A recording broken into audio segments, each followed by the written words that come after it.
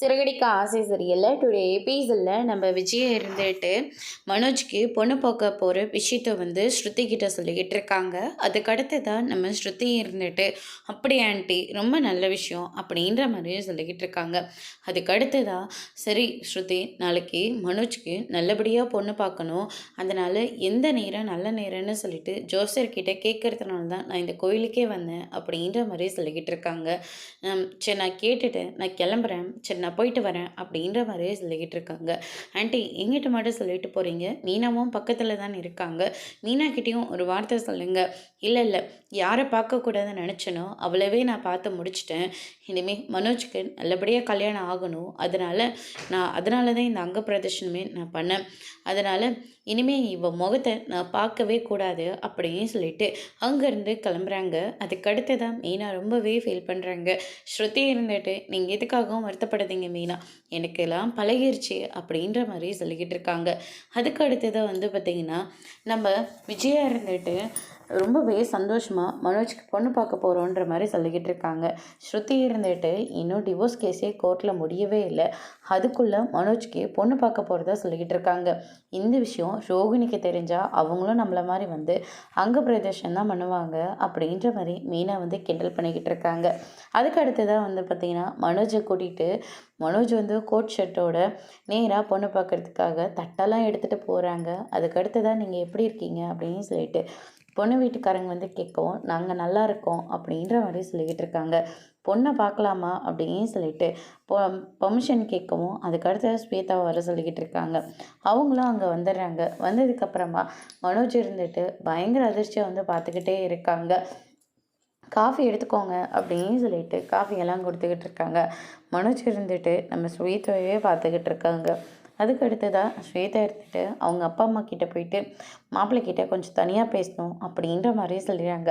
ரொம்ப நல்ல விஷயம் தானே அப்படின்னு சொல்லிட்டு விஜய்கிட்ட சொல்லவும், விஜய் இருந்துட்டு நம்ம காலத்துலலாம் எப்படி இருந்தோம் அப்படி இருந்துட்டு போயிடுமே அப்படின்னு சொல்லிட்டு அவங்க வந்து சொல்லவும், அதெல்லாம் நம்ம காலத்தில் கல்யாணத்துக்கு அப்புறமா தான் பொண்ணு கூட பேசவே வாய்ப்பு இருந்துச்சு, ஆனால் இப்போல்லாம் அப்படி இல்லைல்ல அப்படின்ற மாதிரியே சொல்லிக்கிட்டு இருக்காங்க. அம்மாடி ஸ்வேதா, மாப்பிள்ளையை கூட்டிகிட்டு போமா அப்படின்னு சொல்லிட்டு அங்கேருந்து சொல்லிடுறாங்க. அதுக்கடுத்ததாக வந்து பார்த்திங்கன்னா மனோஜை கூட்டிகிட்டு மேலே கூட்டிகிட்டு போகிறாங்க. என்ன படிச்சிருக்கீங்க நீங்கள் அப்படின்னு சொல்லிட்டு கேட்கவும், மனோஜ் இருந்துட்டு விசிட்டிங் கார்டை எடுத்து கொடுக்குறாங்க. இவ்வளோ படிச்சிருக்கீங்களா? நான் சிங்கிள் தான், பிஎஸ்சி முடிச்சிருக்கேன் அப்படின்ற மாதிரி சொல்லிக்கிட்டு இருக்காங்க. நான் கம்பெனியில் ஒர்க் பண்ணிகிட்ருக்கேன். மேரேஜ்க்கு அப்புறமும் நீங்கள் கம்பெனியில் ஒர்க் பண்ணுவீங்களா? ஆமாம், ஒர்க் பண்ணுவேன், என்னால் ஹவுஸ் ஒய்ஃபெல்லாம் இருக்கவே முடியாது அப்படின்ற மாதிரி சொல்லிக்கிட்டு இருக்காங்க. எனக்கும் இந்த மாதிரி வேலைக்கு போய் சம்பாதிக்கிற பொண்ணை தான் ரொம்ப நல்லா பிடிக்கும் அப்படின்ற மாதிரியே சொல்லிக்கிட்டு இருக்காங்க. அதுக்கடுத்து சரி ஃப்ரீ டைமில் என்ன பண்ணுவீங்க? ஒரு பிஸ்னஸ் மேனுக்கு என்றைக்குமே ஃப்ரீ டைமெல்லாம் கிடையாது. அதே மாதிரி ஷோரூமுக்கு போகணும், கிளைண்ட்டை பார்க்கணும், அதுக்கு அடுத்ததாக அதை வாங்குறவங்கள போய் பார்க்கணும், இப்படி எக்கச்சக்கமான வேலை இருக்குது, இதில் எங்கெங்கே ஃப்ரீ டைம் எல்லாம் அப்படின்ற மாதிரி சொல்லிக்கிட்டு இருக்காங்க. அதையும் மீறி ஃப்ரீ டைம் இருந்துச்சுன்னா டிவி பார்ப்பேன், வீட்டில் எல்லாருக்கூடையும் உட்காந்து பேசிக்கிட்டு இருப்பேன், அவ்வளோதாங்க அப்படின்ற மாதிரி சொல்லிக்கிட்டு இருக்காங்க. ஆனால் நான்லாம் அப்படி இல்லை, வாக்கிங் போவேன், அப்புறம் நல்லா மியூசிக் கேட்பேன், என்னால் முடிஞ்ச வரைக்கும் ஏதாச்சும் ஒன்று பண்ணிக்கிட்டே இருப்பேன் அப்படின்ற மாதிரி சொல்லிக்கிட்டு இருக்காங்க. சரி வாங்க போகலாம், என்ன உங்களுக்கு பிடிச்சிருக்கா? ரொம்ப பிடிச்சிருக்கு. என்ன உங்களுக்கு பிடிச்சிருக்கா? அதுவும் நல்லா பிடிச்சிருக்கு. இதுக்கு மேலே நம்ம பரண்ட் எடுக்கிறது தான் முடிவு அப்படின்னு சொல்லிட்டு கீழே போகிறாங்க. அதுக்கு அடுத்ததாக பொண்ணுக்கு மாப்பிள்ளையை பிடிச்சாச்சு, மாப்பிள்ளைக்கு ஏன் பொண்ணை பிடிச்சாச்சு அப்படின்ற மாதிரி சொல்லிக்கிட்டு இருக்காங்க. அதுக்கு அடுத்ததாக பொண்ணோட தாத்தா வந்து நிற்கிறாரு. அவருக்கு காது கேட்குறதில்ல அப்படின்ற மாதிரி சொல்லிக்கிட்டு இருக்காங்க. நீ எந்த ஒரு சொல்லிட்டு விஜய்கிட்ட விசாரிக்கும். விஜயாவும் சொல்கிறாங்க. விஜயோட தாத்தா பேரெல்லாம் வேறு சொல்லிக்கிட்டு இருக்காங்க. அப்படி இப்படின்னு யோசித்து பார்க்குறதுக்குள்ள பங்காளி முறை வந்துடுது. பொண்ணுக்கு இவங்க அக்கா முறை வருது அப்படின்ற மாதிரி சொல்லிக்கிட்டு இருக்காங்க. நம்ம வீட்டு பொண்ணை எப்படி பெரியம்மா வீட்டில் கல்யாணம் பண்ணி கொடுக்குறதா? அதெல்லாம் ரொம்ப தப்பு, முறை வரல அப்படின்ற மாதிரி சொல்லிக்கிட்டு இருக்காங்க. விஜய் இருந்துட்டு இந்த காலத்துலலாம் எங்கெங்க முறையெல்லாம் பார்த்துக்கிட்டு இருக்காங்க. இல்லைங்க, தெரியாமல் இருந்திருந்தால் கூட பரவாயில்ல, இவ்வளோ நெருங்கின சொந்தமாக இருந்ததுக்கப்புறமா எப்படி என் வீட்டு பொண்ணை உங்கள் வீட்டு மாப்பிள்ளைக்கு கொடுக்க முடியும்? அதெல்லாம் முடியாதுங்க அப்படின்ற மாதிரி சொல்லிடுறாங்க.